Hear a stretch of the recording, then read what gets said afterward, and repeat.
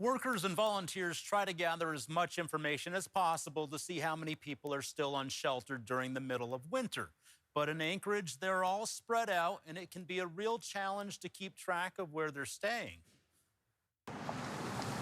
January 31st is the day Anchorage chose to conduct the federally mandated count of unsheltered people living within the community. Some would rather not participate. So if they don't want to answer the questions, what we do is called an observational count. We make note of what we can see and observe, and they do count towards the overall total, but it's not complete data. For many unsheltered people, today is a day like every other. Outreach teams with the Anchorage Coalition to End Homelessness do their best to get an accurate count, equipped with warm containers of burrito dinners provided by the United Way. Last night, volunteers put together bags of toothbrushes, food, and other items for workers to hand out. Locating the unsheltered can be difficult. This team trudged through trails and snow to find campers in a wooded area of Mountain View. I got a meal for you if you'd like a meal.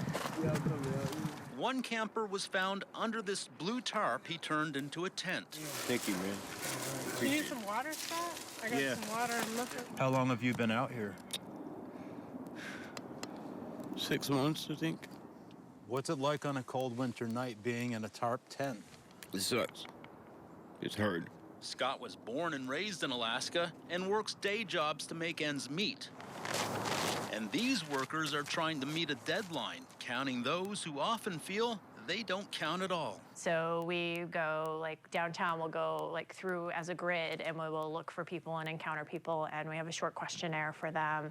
We will walk the trail system and look for evidence of camps. We'll go back to where we know people have camped, and we'll just go and look for folks all the way from Eagle River, down to South Anchorage.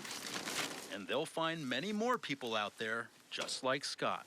Just pray and just hope for the next day, That's all you can do. Just try to get by. It's hard.